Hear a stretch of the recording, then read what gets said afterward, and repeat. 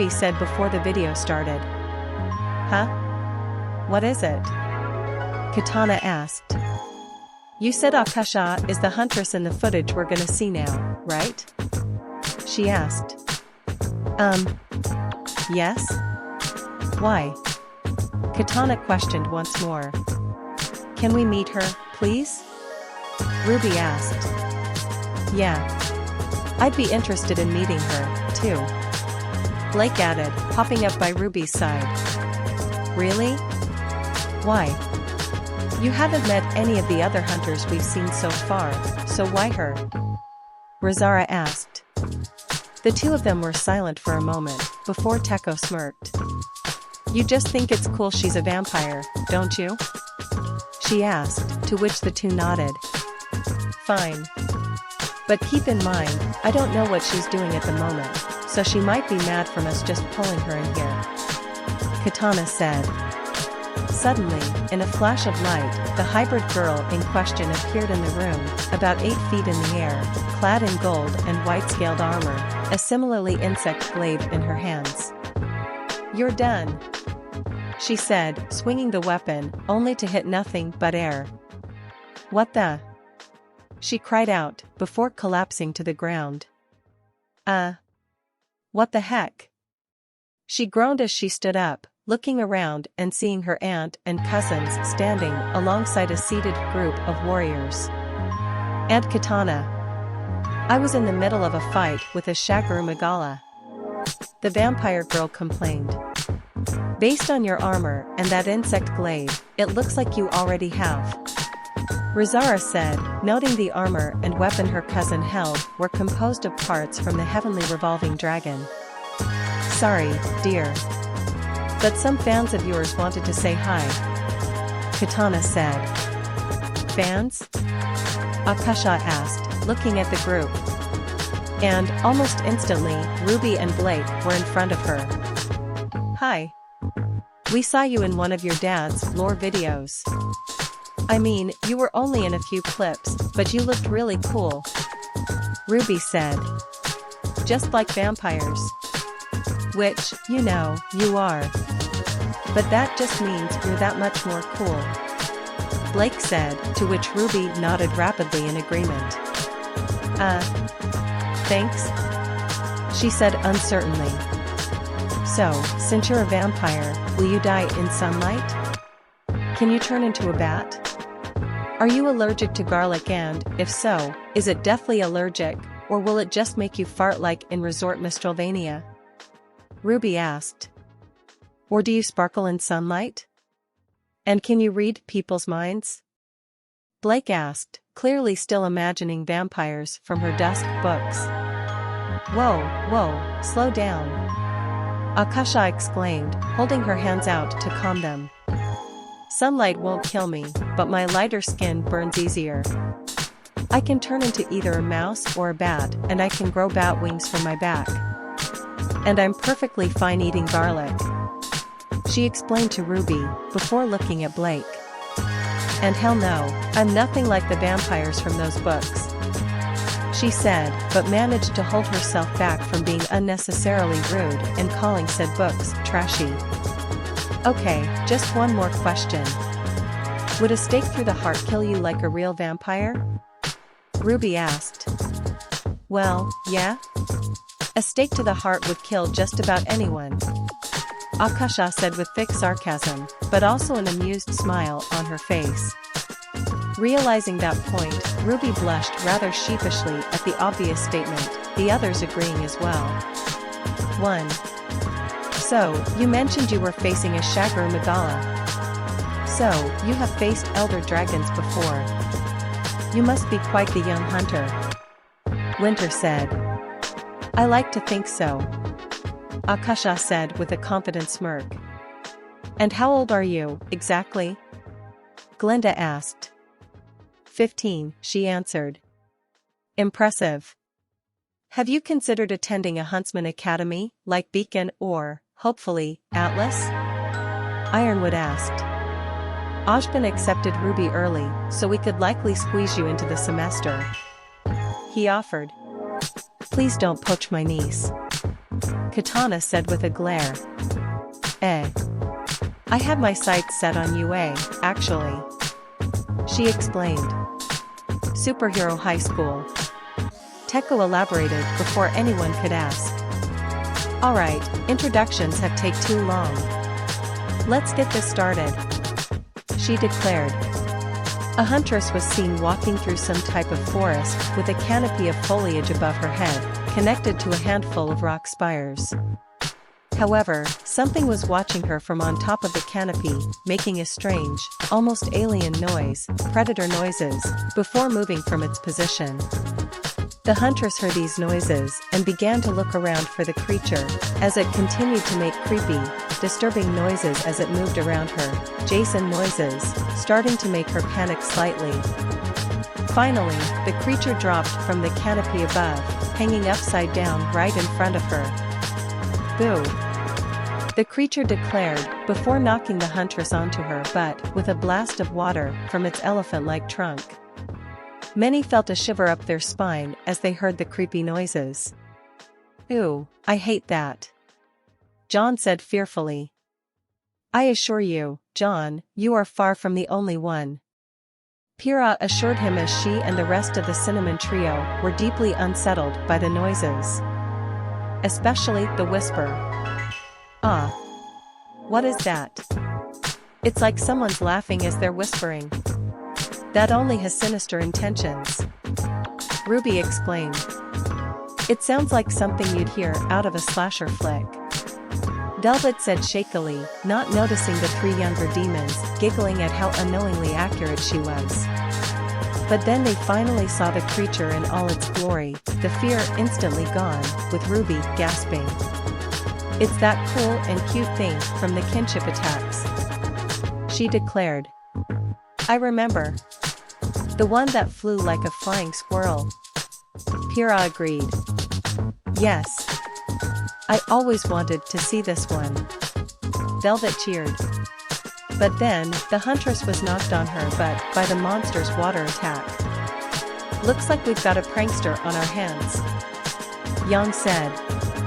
I love it even more now. Nora said. Oh, yeah. This is gonna be fun.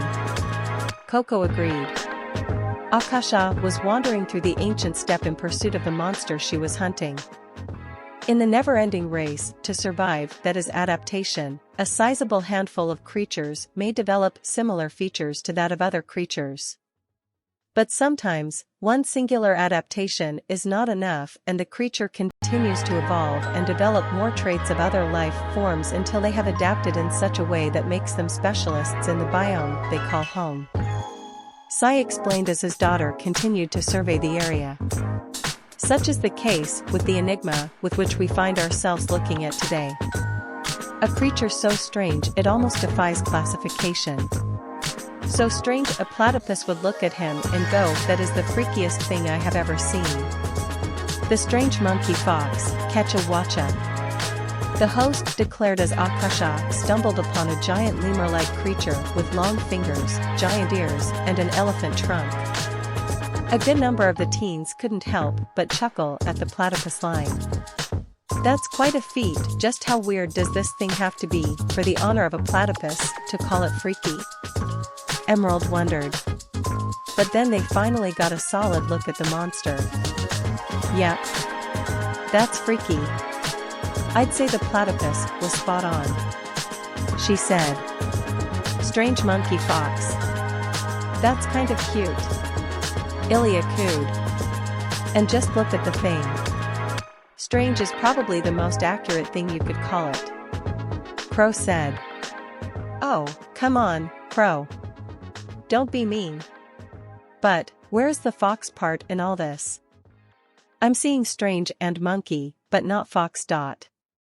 Summer pointed out, to which everyone shrugged. The fur color maybe? That's the best I got. Akasha said. The demon/vampire hybrid engaged the strange Simian in combat. A member of the fanged beast family, Kecha Wacha is uniquely adapted to life in places with lush foliage, such as forests, jungles, and the ancestral steppe. As can plainly be seen, it has a very lithe body similar to a lemur, making them lightweight and therefore, very speedy and agile. They also possess flaps of skin on their sides along their body known as a patagium, which they use to allow them to glide like a flying squirrel or tobikadachi. Their tails are also prehensile and end in hooked barbs, which allow them to hang from the trees like an opossum. And these are just its adaptations that focus on a single use. It has quite a few more that have multiple purposes to ensure the Kecha Wacha's survival. Sai listed the creature's notable adaptations as it maneuvered around the huntress. I've always wondered what it would be like to have a tail strong enough to hang from. But I just got cat ears from my mom. Blake said. It does look fun. Adam admitted. And flexible, considering how far it spun and twisted its tail to do so, but it didn't even seem to mind. Hazel pointed out. I find their speed and agility most impressive. As well as the patagium. I don't think I've heard of any primates being able to glide before. Weiss noted. Technically, no. There is a creature known as a flying lemur, but they are not classified as lemurs or even primates. That's why they're also called kalugo. Penny explained. Akasha then managed to mount the monster and tried to bring it to the ground. So, first off, the ears. Yeah, it's not just mimicking Dumbo with that trunk, it's also got some giant hearing helpers. So large, in fact, that they have muscles in them that allow them to move and fold over the Kecha Wacha's eyes, both defending its sight and hearing from flash or sonic bombs respectively, but also to give it an intimidation factor with the giant eye patterns on the back of the ears now over its face to give it a truly demonic appearance. And while it can no longer see with its eyes covering its face, with its ears folded downwards, it can now hear the movement sounds of potential attackers, Sai explained as the creature folded its ears over its face, donning its intimidating mask to try and frighten Akasha away. Ah, it's even cuter now. The Cinnamon Trio and the animal lovers all cooed. Look at it, trying to look intimidating. Ruby said in baby talk. And the spikes on the ears look like little toothies. Emerald Baby talked as well. I might just die of cuteness. Glinda said, holding her heart. Note to self, get Ruby one of those for her next birthday. Cinder quietly told herself. It's also quite impressive how it can defend two of its senses at once while also giving itself that guise of intimidation. Ren added. Not to mention, its range of hearing is rather impressive, to still hear things even with its ears folded over. And it can pinpoint the footsteps of its attackers, it can likely gauge their distance and know exactly when to dodge or move. It takes huntsmen and huntresses who have lost their sight years to master this skill. Ojban praised. Akasha then managed to bring the monster down and started landing free hits.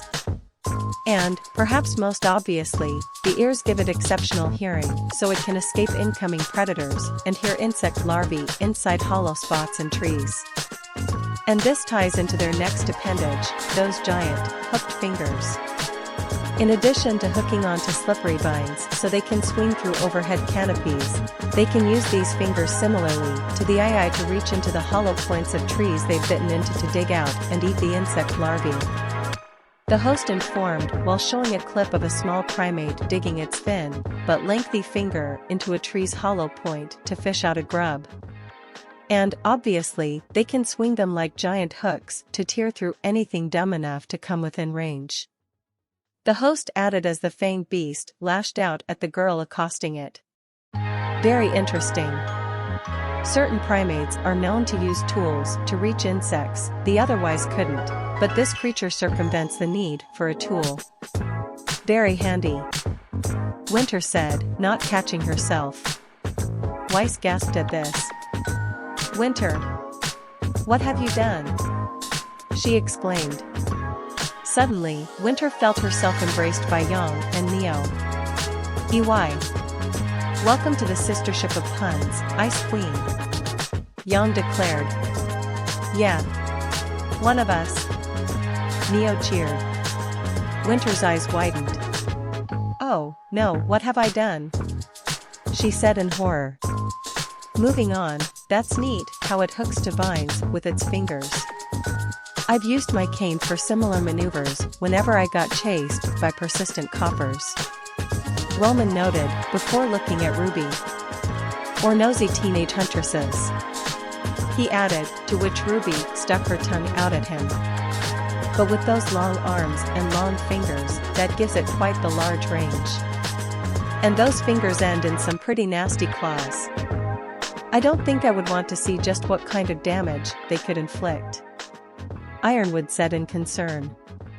Yeah, but something Dad forgot to mention was they can sometimes get their claws stuck when they slam them into the ground.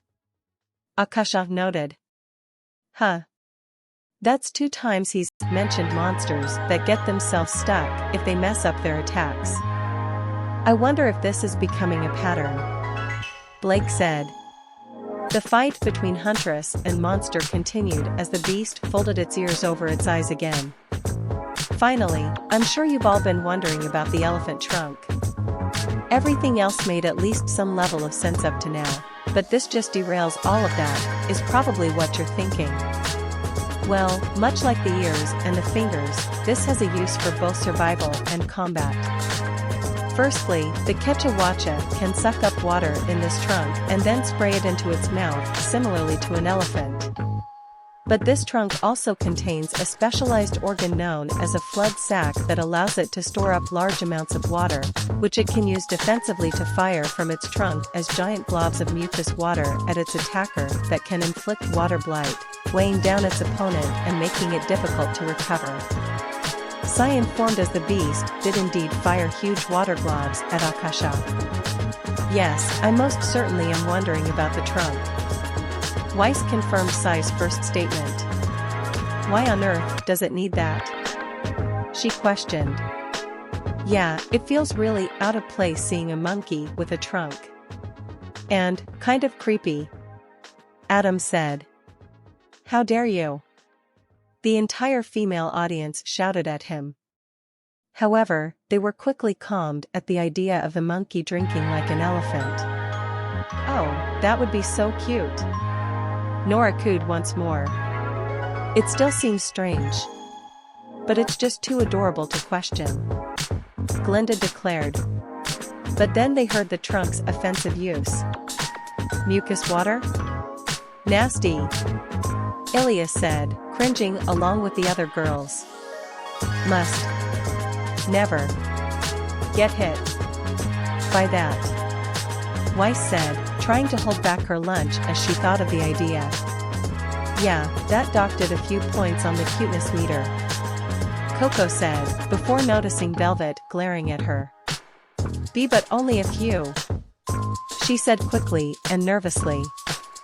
I suppose the mucus likely acts as a bonding agent to keep the water together as a giant glob, rather than being harmlessly splashed out like nothing. Penny theorized, although she, too, cringed at the idea. Still, it's pretty incredible. Everything it does has at least a secondary function. This might as well just be versatility, the monster. Cinder said, impressed. The monster hung from the canopy from its tail while swiping at Akasha with its claws. This all lends the Kecha Wacha to an arboreal, its long fingers and tail allowing it to stay up in and around trees and thick canopies where many large predators cannot reach, while being able to use its trunk to reach down and drink from water sources without coming all the way to the ground. And thanks to an omnivorous lifestyle, eating mostly fruits, seeds, and other vegetation while being satisfied with insects such as Altaroth, conchu, grubs, or Nahabra to fill its meat cravings, so it rarely has to contend with larger monsters for food and put itself in danger from most predators that might try to eat it, such as Najarala, Tigrex, Nersilla, Deviljo, and Bormagala.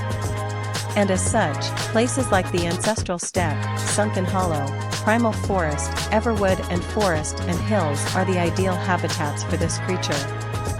The host finished the details on the creature's lifestyle as the creature dropped down and tried to slam its claws down on the demon/vampire hybrid. Yay! The lemur cutie is safe. Ruby cheered. What a relief. It'd be just as much of a tragedy as if a Lagombi were the one being attacked. Maybe even more. Pyrrha said. Agreed. You know, I think they should be on a list for protection along with Dodogama. Delvet suggested. An excellent idea, Miss Scarlatina. We should have it written into law as soon as we get back to Remnant. Right, sir? Winter asked Ironwood, although the tone of her voice sounded much more like a demand. Why yes. Excellent idea, Specialist Schnee. Ironwood agreed nervously. So, who's the commanding officer again, Jimmy? Because from here, I'm having a hard time telling. Crow taunted. You're lucky I don't have my guns. Ironwood told him. Akasha now leapt up high with her insect glaive to match the monster as it hung from the canopy, taking away its aerial advantage. And in the case of particularly clever Kecha Wacha in the sunken hollow, they will take advantage of an abandoned Nersilla's nest and move in themselves. All's well and good. Assuming the Nersilla doesn't come back and basically finding dinner in the middle of its living room. Sai explained as Akasha continued to launch herself through the air after the monster. Ruby and Velvet gasped at this, before glaring at Arachne, the creature backing up and taking a warning stance, but Pyrrha quickly jumped in to defend her monster. How dare you try to eat the precious? They both snapped. Now, girls. You can't really be mad at the Nersilla for this one. It's just coming home and finding another monster there. Anyone would be upset. Pyrrha told them. Exactly. This one is on the Kecha Wacha for taking over the nest of one of its predators.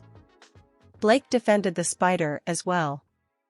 You'd think that would just be some form of common sense in the animal world. Like, yeah, the nest may seem abandoned, but you never know if and when the owner might come back, so if that monster happens to be one of your predators, just stay away from there. Roman added.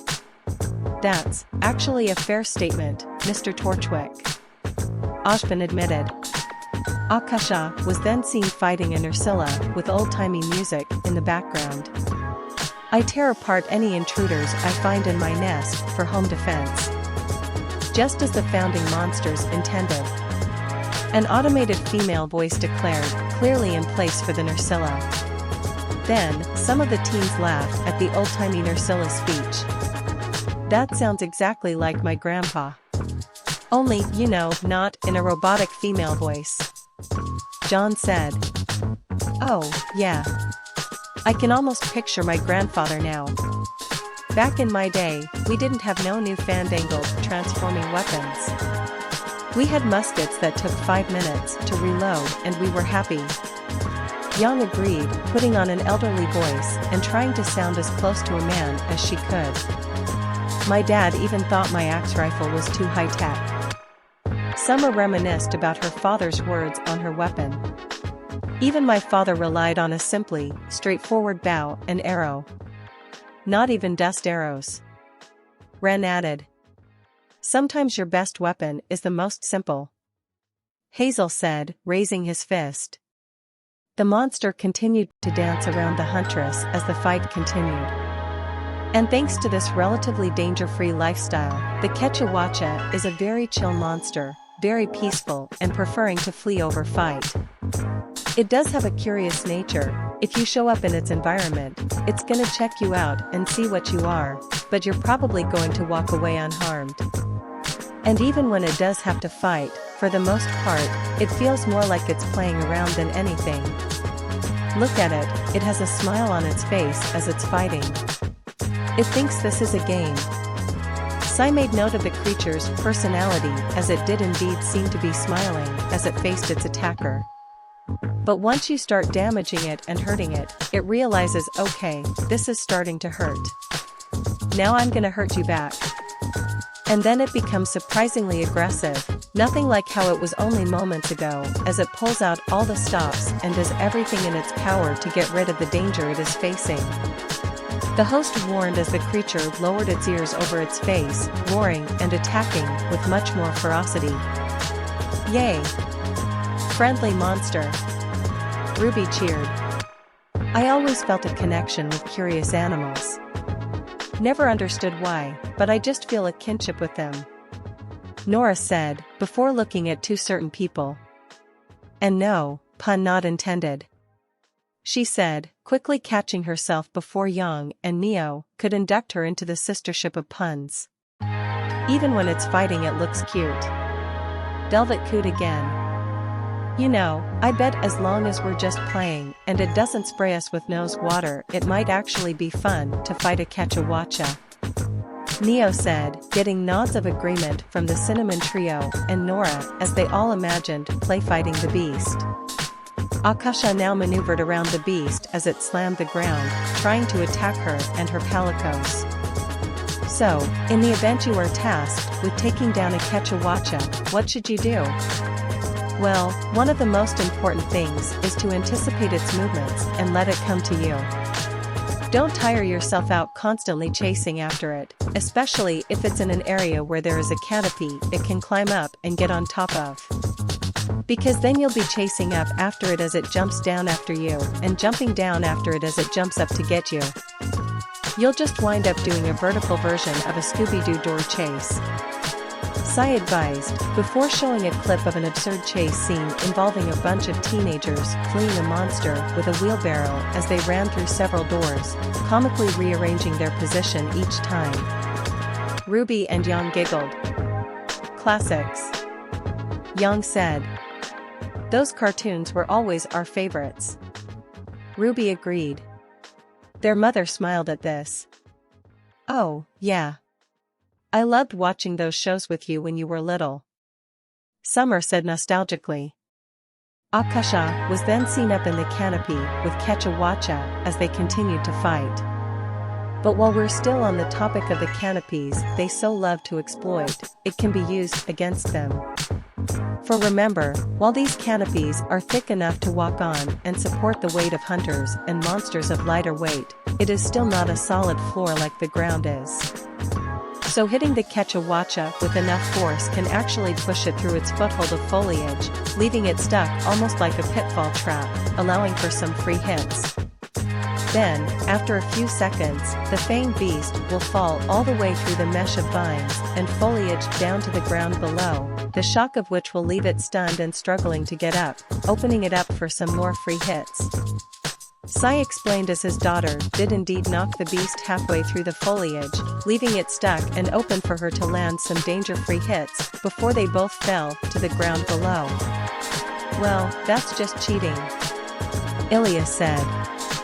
Hey, it's a fight for survival and that's a giant monster. You need every advantage you can get. That's why we don't 1v1 giant Grim. Adam reminded her. But you know, in a way it's ironic. Its greatest advantage can become a weakness if relied upon too much. A good lesson to keep in mind. Glinda said. The huntress and the monster continued to dance around each other, dodging each other's attacks while attempting to land their own hits whenever possible. Beyond that, the ideal weapon to bring would be either a fire or thunder weapon to exploit its elemental weaknesses. And, while these are ineffective when its ears fold over its face, sonic bombs work well to disrupt the creature by messing with its super hearing, and flash bombs will daze it like most other monsters when it isn't covering its face, so take full advantage whenever possible. Sai ran through the list of ways to one-up the monster as Akasha managed to bring the beast down to its side once again. You know, I never understood why fire would hurt water monsters. Weiss said. Yeah. Seriously, haven't these monsters ever heard of pincherment? Nora demanded. What do you mean? Haven't you seen the anime? Water types are totally weak against fire types. Teko said, smirking at the meme. Heh. Good one. Akasha praised her cousin. And finally, Akasha managed to complete the hunt and bring the monster to an eternal rest. And so, that is the main version of Kecha Wacha, but we're not quite done yet, because we have a subspecies to talk about, the Ash Kecha Wacha. Sai declared, showing an image of a Kecha Wacha midglide with fittingly ash-colored fur. Slightly larger and more physically powerful than its normal counterpart, but as its name suggests, it has a mostly gray coat of fur with spots of blue, while its hands, feet and face are a dark black color, the most vibrant color coming from its ear mask, which sports a yellow-orange pattern to contrast the dark background. Another contrast from its orange counterpart being its element. Whereas the orange one had water, Ash Kecha Wacha has a conflagrant sac that lets it shoot fireballs instead of globs of mucus and water, catching those unfortunate enough to be hit with fire blight and flipping its weakness from fire to water, keeping its thunder weakness and gaining an ice weakness. Sai informed on the basics of the beast. Ooh, this one's pretty cool, too. John said. Agreed. Nothing wrong with the orange version, but I think I like the colors on this one better. A bit less jarring. Hazel agreed. I think the blue spots are nice. Velvet added.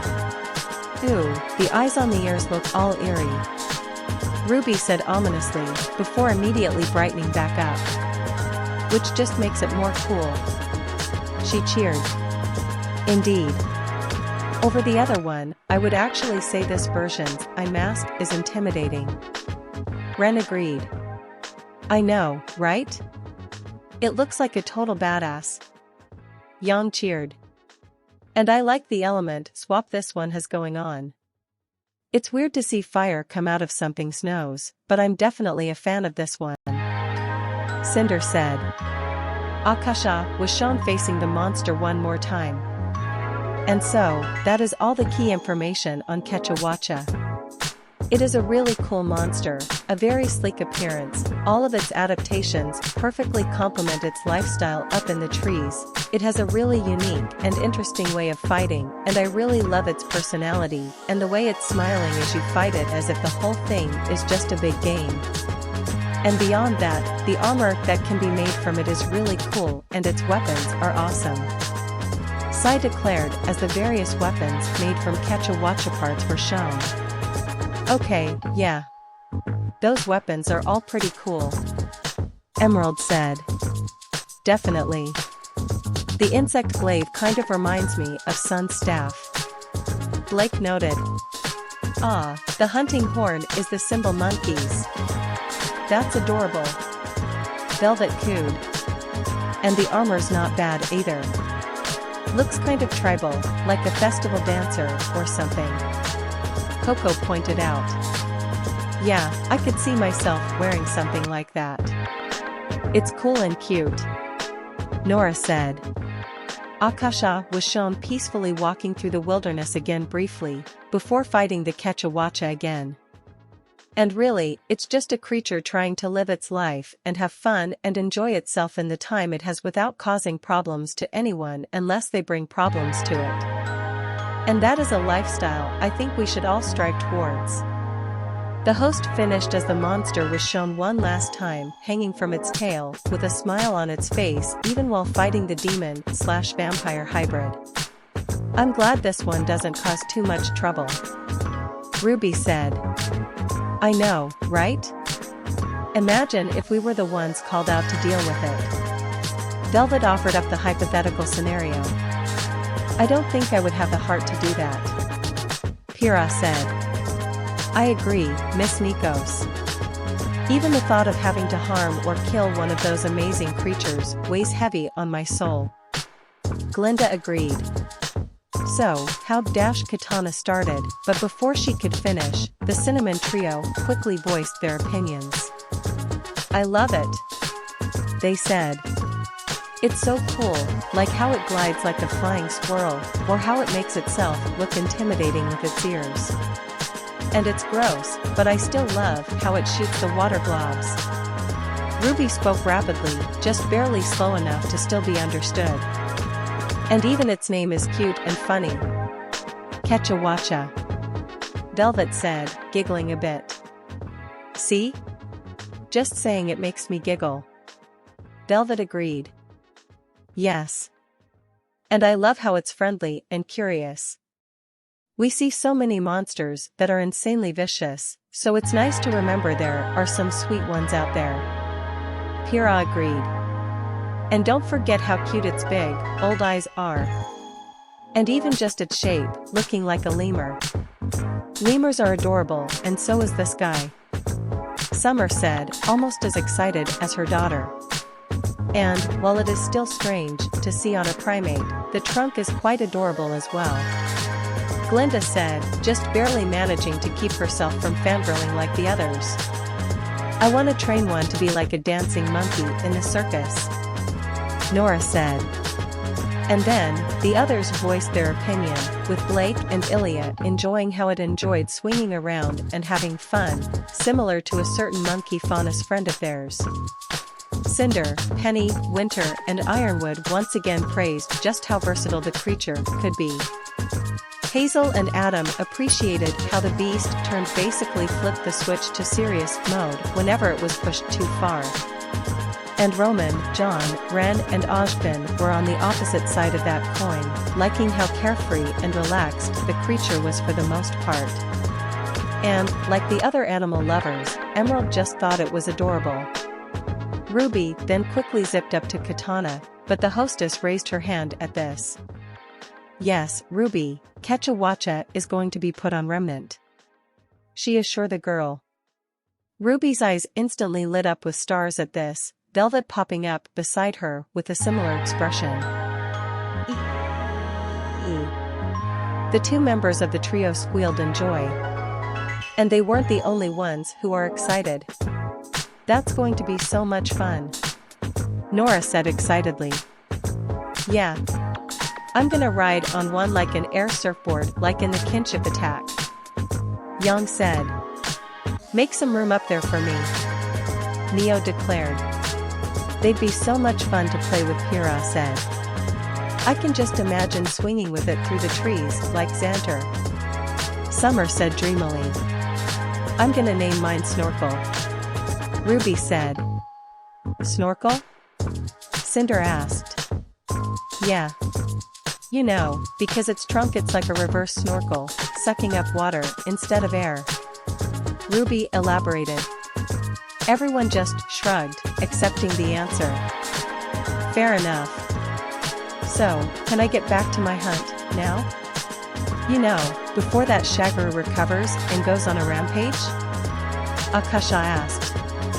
Oh, right. Sorry about that, Akasha. Best of luck.